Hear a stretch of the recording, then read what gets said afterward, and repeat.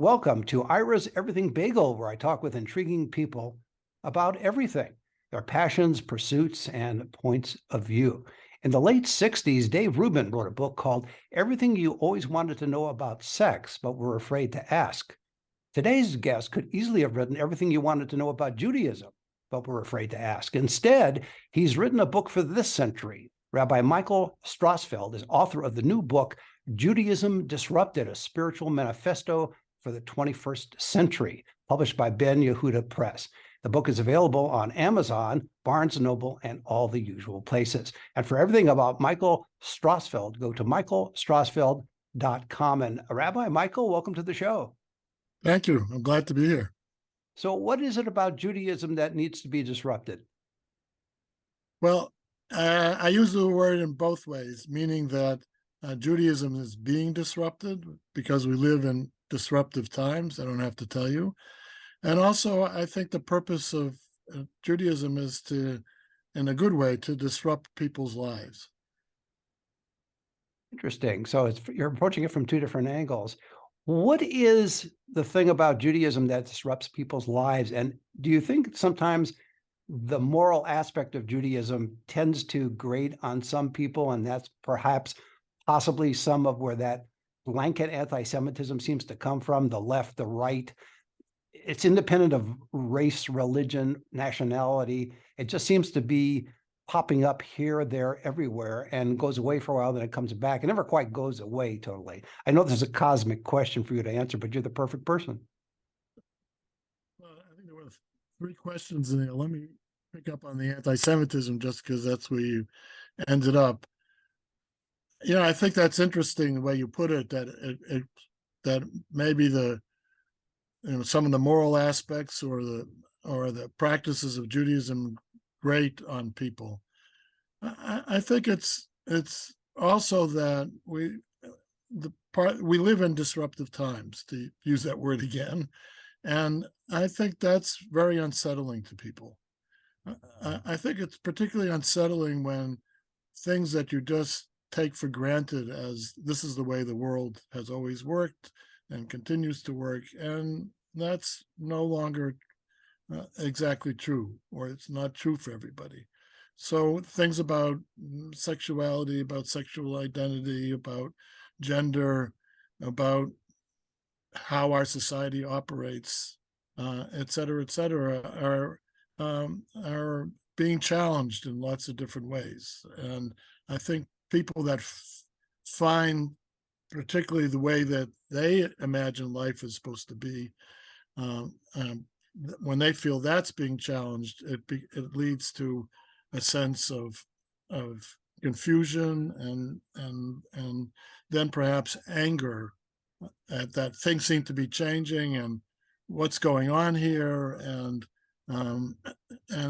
I think then what happens is that people look for someone to blame, and there's a long history of blaming Jews, and broadly it's people who seem different or other, and that becomes easy to blame people who are not like us, not like you, not like whoever it is that's doing that thinking, and we live in an increasingly divided society. And in that sense, it's not so surprising that it comes to that anti-Semitism is on the rise again. Would you say I want to come to the other questions, but go ahead. No, please finish. Let's see if I can remember. I think I think the important other one I wanted to say something about is that often, and I think this is true of many Jews, they feel Judaism is really about being a good Jew. And a good Jew would be someone who is involved in their synagogue regularly and perhaps keeps the dietary laws, keeps kosher, and observes the Jewish holidays, believes in God. And then they feel, well, I don't I am speaking for them. I don't do those things, and therefore I'm not a good Jew. Or what Judaism has to offer has really not so much to do with my life and the things I care about. I wrote the book because I think Judaism has wisdom and practices to enable a person to take the most precious gift that we've been given, which is our lives, and live them with purpose and meaning. And so the disruption is in a way to say, pay attention. Pay attention to the things that you're struggling with. Pay attention to the way that, we kind of sleepwalk through life at times, and understand that your life can be much fuller and much more meaningful, and that the things that you find hold you back and you struggle with in terms of your personality and the qualities of your life, that you can do something about that and live a life that's more caring and more meaningful. Well, And that's what Judaism is, and that's how it disrupts. It says it could be so much more. So people may have misinterpreted the title of the book, because what it sounds to me as if you're saying people of, whether it's just Judaism or just people of faith, regardless of what the faith is, they have certain principles and they follow them. And even in disruptive times, quote unquote, if they focus on that, they will be able to, now I may be projecting here, weather the storm in a sense, as opposed to people who don't have any faith and are very, not necessarily cynical, maybe not even atheistic, but agnostic, and they may have some issues to deal with that they can't quite focus on, whereas it seems to be a little bit more, I don't know if the word is easier for people of faith, and particularly Jews. Well, I think you're right. In other words, I think when times are disruptive, it's hard. It's hard for everyone, not just for people who, as I was talking about, people who feel that the world is changing under their feet. They don't know where they're standing anymore.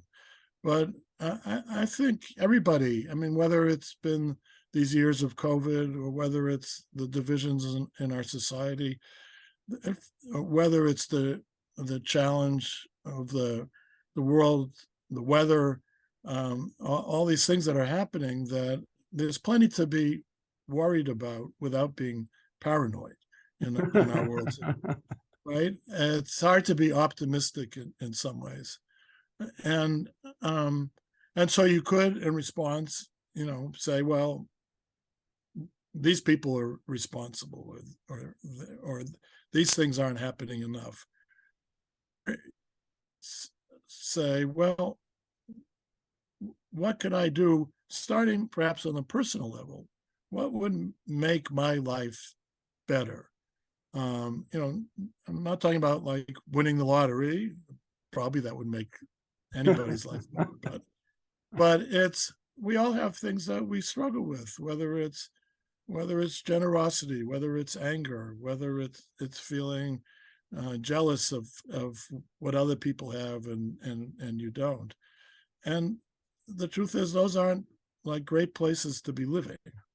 Wouldn't you want to live in a place where you feel satisfied and happy, and you experience gratitude for the blessings that you have in your life, which, everybody has blessings, and people also have challenges and losses and difficulties, and some of those have nothing to do with their personality, right? That's just, it's fate. It's the story of human existence, that people get sick and people die. That's not mostly because they did anything wrong. It's just because that's the nature of existence. And so in the face of those challenges, it's not so much, I think people, and some people still do, and certainly in the past, feel like, well, religion has the answers. They'll say, well, all these things are happening for a reason. God controls the universe. So if I'm suffering, it must be for some reason in God's plan. And as a liberal Jew, I don't believe in that theology, but I do think you can face the challenges of life with the wisdom of a, in this case, of Judaism, a very old wisdom tradition, and which has practices that may help you become lead a life where you recognize the blessings that you have, or which encourages you to be generous, or which encourages compassion towards other people rather than anger or antagonism to other people. And I think that's what it's fundamentally about. That's why I was talking about. We have this gift of our lives, and are we? And the question for each of us is: are we living them to the maximum of our ability? That's a good question. Are we? In most cases, we're probably not. I know in the book you have 11 core principles that should define today's Judaism. Before I ask you about that, though, don't you think a perspective is needed by a lot of people? Some people have very little patience about things today, especially I think part of it is media generated. But the point is, if you look at where we are today compared to 100 years ago, 200 years ago, 300 years ago, thousands of years ago, in terms of the average person, in terms of health, wealth, mobility, food on the table, et cetera, aren't we in a lot, despite everything else going on in the world right now, aren't we in a lot better shape than we were 100, 200, 300 years ago? In many ways, we are. And in some ways, the challenges for people 200 years ago, and truth be told, for many people in the world today, mostly not in America, it was just getting by. The idea of being generous or being thankful for the bounty that you had was just not the experience of most people a couple hundred years ago. They were worried about, are they going to have any food tomorrow? Right? It was a very different world, and even before that, people were dying. They had no idea about germs and illness, and so death was all this mysterious things happening to people. So you're absolutely right that broadly people's lives have been improved enormously by the advances of science and medicine, et cetera, et cetera. And in a lot of ways, I think the challenge has shifted from that basic subsistence, like having enough to eat, to the interior challenges about our psychological challenges. And I don't know that people are, on the whole, more happy than they were 200 or 300 years ago, right? And you could say, well, they should be. They don't have to worry about their food tomorrow. I mean, it's hard to imagine living a life, right, where you don't know if you can have enough to feed your kids tomorrow, and then it worked out, but then there's the next day and the next day, right? It isn't like it's a temporary problem. It's the life you're living. But I think we now are we have. I like to say America is defined, as long time was defined as the frontier, right? There was always the frontier in America where you could go and start over again, and you could get a piece of land and work your way up. And that kind of physical frontier it doesn't exist anymore in America. There isn't some place far away you could travel in America, but there is that inner frontier of our psyche and our happiness, and how do we think about ourselves, and how we worry about ourselves, and the anxiety, and those are the current challenges, as well as there's still illness and there's still death, and life all the usual standbys, right? right. Yeah, I Illness mean, and life death. isn't perfect, but we live.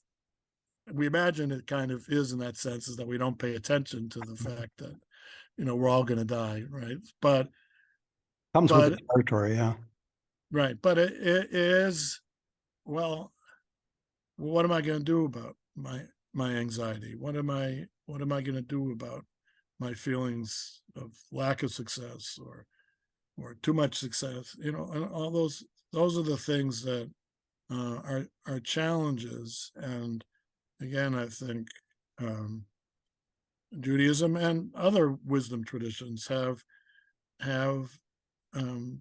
some wisdom and practices that help us to be more aware, more to pay attention in a good way to those, and perhaps react. By paying attention, you can react more wisely to a challenging situation. And say, wait, why am I being annoyed here? Why am I why is this, why am I getting angry? What's going on?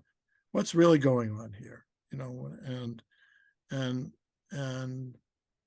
And the moment that you ask those questions, the moment that you can take a step back and say, maybe I don't have to, go ballistic on my spouse, or my friend, and I could take a deep breath and respond more wisely and more kindly, not only to the other person, but really to myself as well, because I don't really want to be that person who's furiously angry all the time. It sounds like it's Maslow's hierarchy of needs, and it seems once we had the hunger issue resolved, now we have time to be neurotic. At least that's my take on it. Yeah, no, I think, I didn't know that was Maslow, but yes, that's. But in your book, you have the 11 core principles that should define today's Judaism. I'm not going to ask you to talk about all 11, but from your point of view, what's the most important principle that should define, in your terms, should define Judaism today? And, there's always that word should, but could define Judaism. Maybe that's a better term. Yeah, it's hard to choose from the 11, but I think, or top three. How about that? We'll get to as many as we can. But no, I begin with the first one, and I think deliberately so. That is, the first principle is that we're all created in the image of God, and I think that's the most fundamental principle of Judaism, and that means that in some ways we're all equal. As much as each of us is unique, I mean, there is no other Michael Strassfeld like me, and there will never be, right? And the same about you and everybody. But we're also, like every other human being in terms of, basic bodily structure and our minds and our desires. And if you really hold on to that principle, then I think it's hard to be an anti-Semite, or it's hard to be a racist, because it denies this basic teaching of, I think, every religion, but certainly, in Judaism and Christianity, because share the same Bible, that we're all created in the image of God. So how could a group of people be treated differently if every one of us is an image of God? So I think that's a fundamental principle that we see, even in America these days. We struggle with that principle. There, people that I think in some ways we've taken, you're talking about all the steps that we moved ahead from 200 years ago, and even on that, we clearly have moved ahead. I think we live in a more inclusive society, which I think that notions of inclusion also say, well, we're going to include those people too, because we're all images of God, or as Declaration of Independence, we're all created equal. So, so we've made progress, but I think we have a ways to go, and sometimes it feels like we're slipping backwards. When you wrote the book, did you, in your mind, have it aimed at Jewish people alone, or people of all faiths, or everybody, including non-believers, the atheists, agnostics, etc.? I think it's I think as you could see from our conversation, that these are issues that everyone faces, and I would say to people who say they're agnostic or atheist is that I think an important principle, which is behind in many religions, is a sense that the universe is larger than we are, that the universe isn't just me, right? Which is in some ways how I experience the universe, because you're in it. No, and it's the truth is I have no idea what you're thinking at the moment, or any other person is thinking at the moment. Right. But I see the world from from my experience, through my eyes, etc. But it is an important corrective, if I could use that word, but really I'm actually a small passing moment in the universe, and just one of billions of people who have been here and will be here. And I think whether you call that God, or whether you call that a sense of the universe, and there's a way that we're all connected, and there's a unity in the universe. So I think you can have that without having a deity or a particular way of describing and talking about God.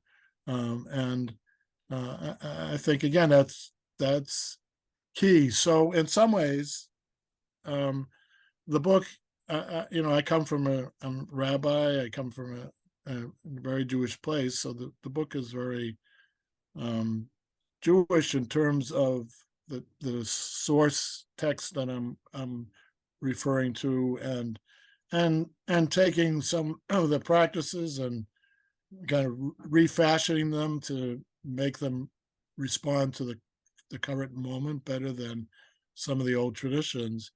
But I do think we're all facing these questions. I think all religions are facing the challenge of the modern world, and I think people who are not religious, or don't believe in God, etc., the challenges are often the same.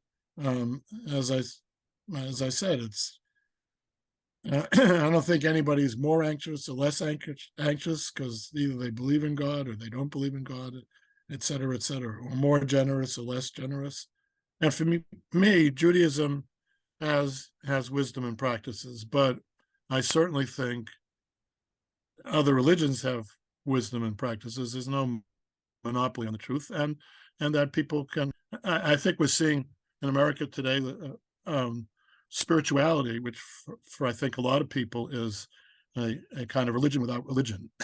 That is, it's concerned about the inner life and meaning, etc., but doesn't feel like institutions and churches and synagogues, buildings and dogma, and I think everyone is concerned about the big question, which is, what is the meaning of my life? What's the purpose of my being here in this world? And I think that's true whatever you believe or don't believe. And hopefully the tradition or traditions you're involved in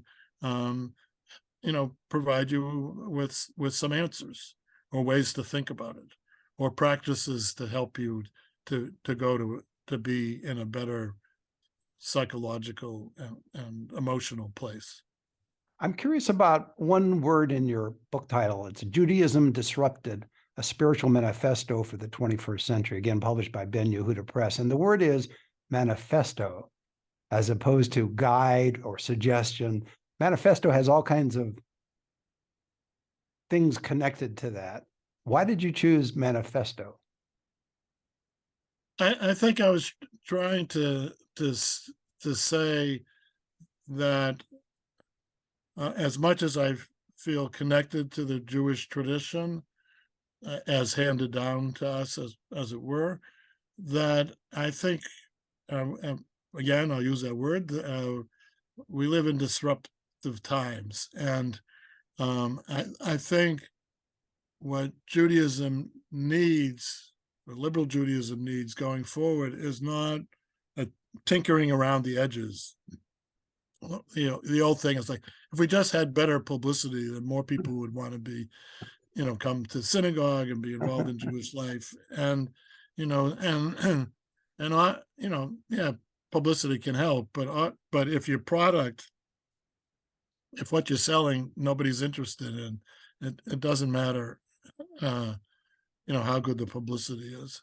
And, and, you know, taking it out of that context of publicity, et cetera, and selling, I think we live in a very different world than the world 200 years ago.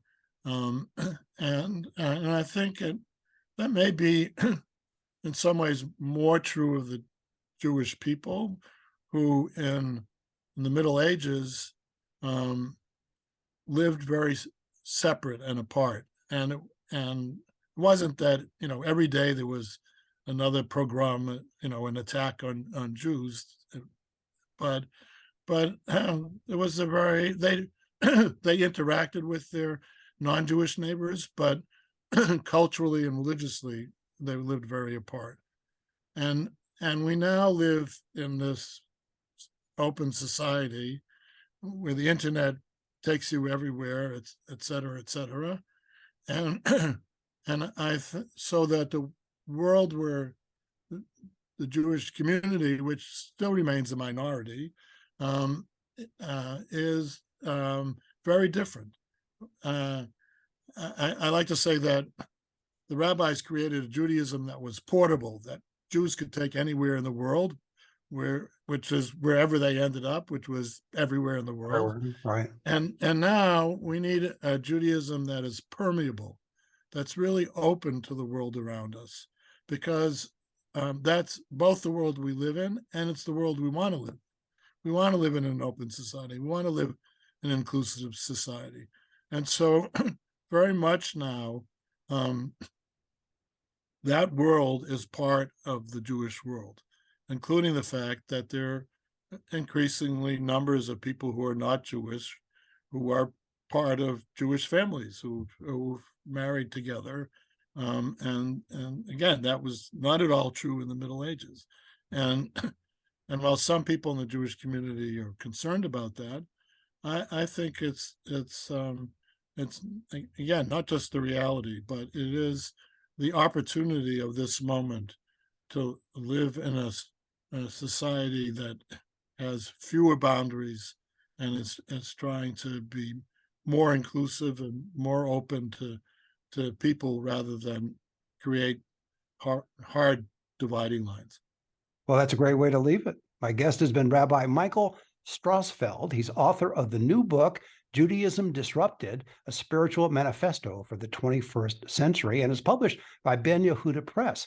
The book is available on Amazon, Barnes and Noble, and all the usual places. And for everything about Michael Strassfeld, go to Michael Strassfeld, that's Strassfeld, michaelstrassfeld.com. And Michael, thank you, Rabbi, for being on the show. Thank you very much. A great conversation. And join us every Thursday for a new schmear on Ira's Everything Bagel.